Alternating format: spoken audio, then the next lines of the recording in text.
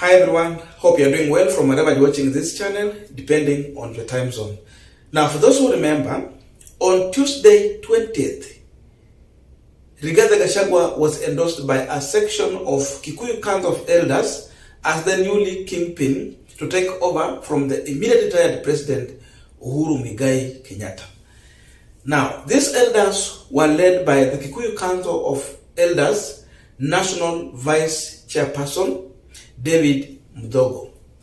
And this is what Mudogo said after that endorsement. And I wanted to pay a keen attention to this. I want to quote him. "We are proud of Ruto for picking our son Rigathi as his deputy, and we don't have a choice other than rallying behind him. I am employed by the government. Whom am I to go against the government?" That's what he said.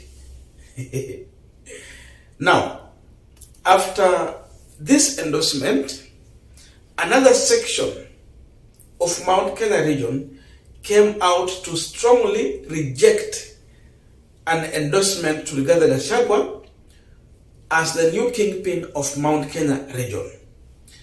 This new team was now led by Murithi wa Kang'ara. And according to Murithi wa Kang'ara, this one was now on date 21st. 20th, Gachagua endorsed. 21st, another section come to reject Rigathi Gachagua. And this is what Murithi wa Kang'ara said.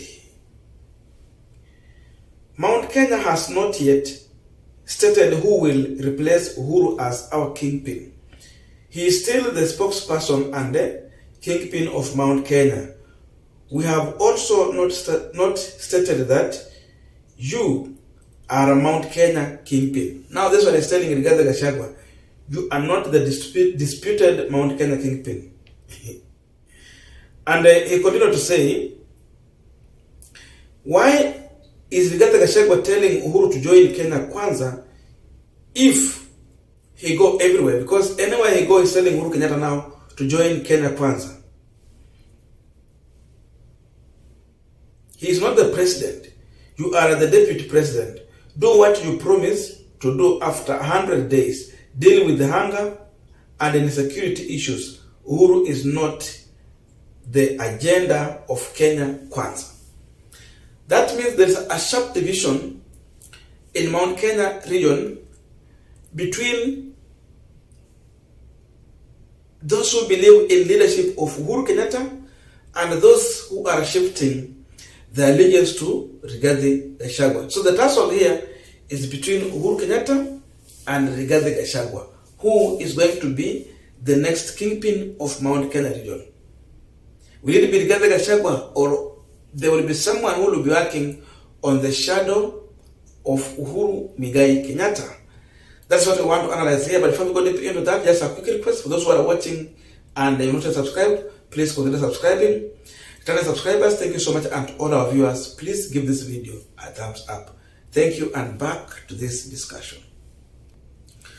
Now, if you check on these two issues, then definitely you can easily conclude and say that Rigathi Gachagua is trying to impose himself on the people of Mount Kenya region as their new Kingpin.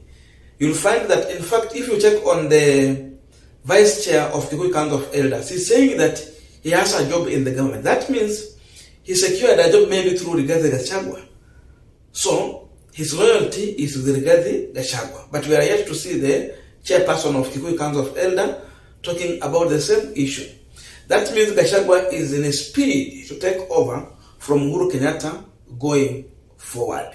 But then there are other several things that Gachagua need to ask himself or any other individual who want to become a regional Kingpin.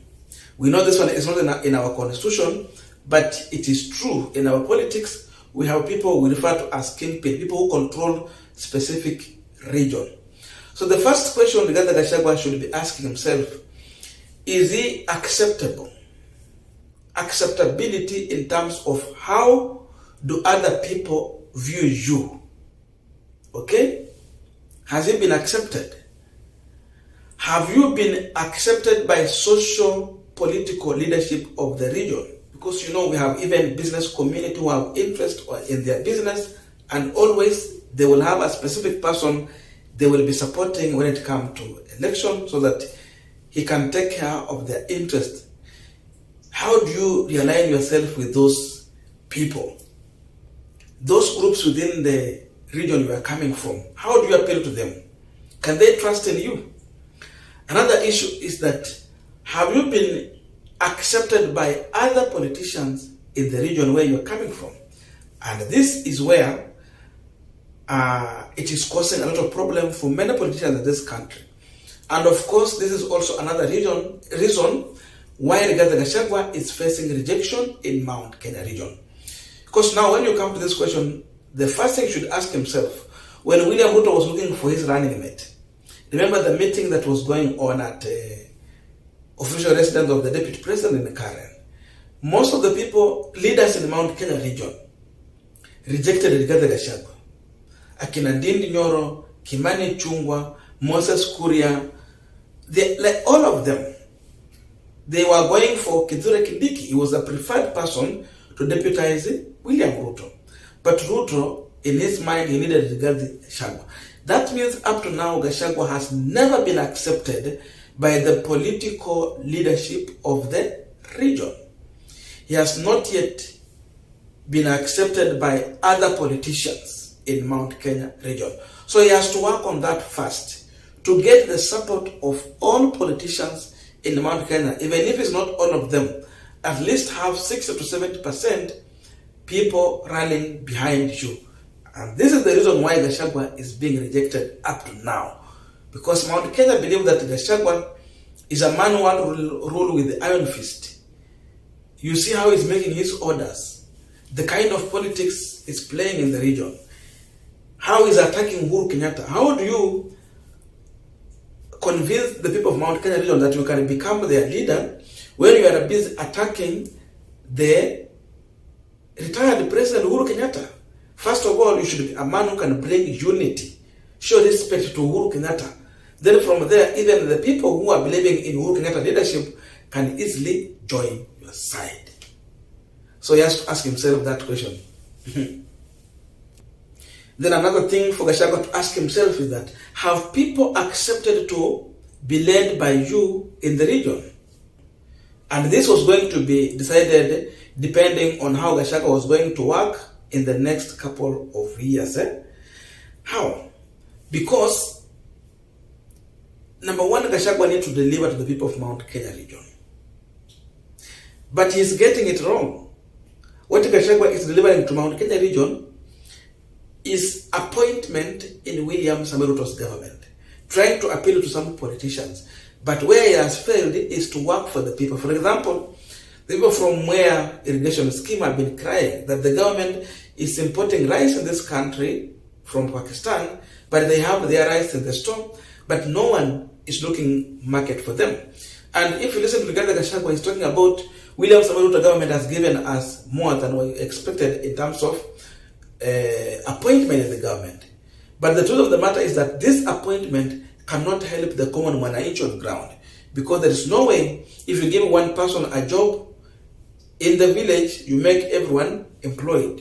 No, he will serve his own interest and then to some extent interest of Rigathi Gachagua, but not the common people on the ground. So on this, Gachagua is already failing. He has worked for few individuals for appointment, but for common mwananchi, people are sleeping hungry.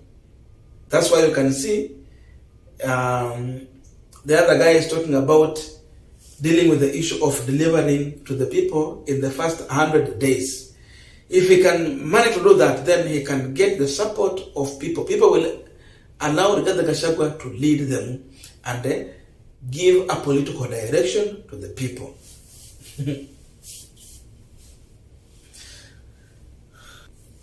Then another question that Gachagua should ask himself, can he mobilize people around him without the presence of William Samoei Ruto? Because we have seen every time Ruto was polling numbers in Mount Kenya during the campaign, it was when he's there. But Kenya Kwanza could not do that without William Samoei Ruto. There were numbers in the rallies because Ruto was there. So Gachagua should ask himself, can he pull numbers? Can he mobilize without William Samoei Ruto? Then if he does that without Ruto, then he will understand that people have now started accepting him. Then also, in terms of strategic thinking, Gachagua need a lot of patience. Does he have patience? He don't have. Look on how he's climbing on Uhuru Kenyatta. He's clipping him down. No patience in him. He's not waiting to see the outcome as long as he's working for the people. Our speed. There's no humility in regard to Gachagua, and this need a lot of humility in a strategic thinking. Humility, because to some extent there are people who are going to reject him. For example, like the group that is coming here. How will he take it? Will he attack them back, or is going to have some patience to give them time and then prove them through his own work that he can become the leader? So there are so many things Gachagua need to work on for him to convince Mount Kenya region that he is their disputed kingpin in the region. Otherwise, up to where we are now, there's no way Gachagua will be a kingpin of Mount Kenya region. Divisions are going to be there in the manner in which he is now trying to take over by force. You can't take over by force. You must be seen as a man working for the people. Then from there, people will accept you, and you will start leading these people. But as long as you're going to force, there are some that is going to realign themselves with the Uhuru Kenyatta. In as much Uhuru is retired, they are going to realign themselves with them. Then there are those who are going to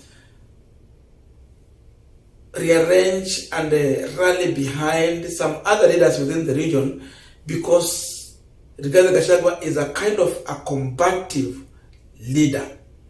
No one is ready to be led by such a person. A man who wants to give orders and command to other politicians rather than persuading. He can't persuade, he commands. So no one wants to be led by someone who is giving command.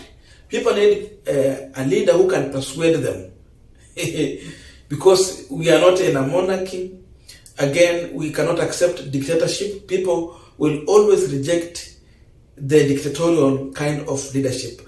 And because of that, Gachagua is coming out as a kind of a dictator.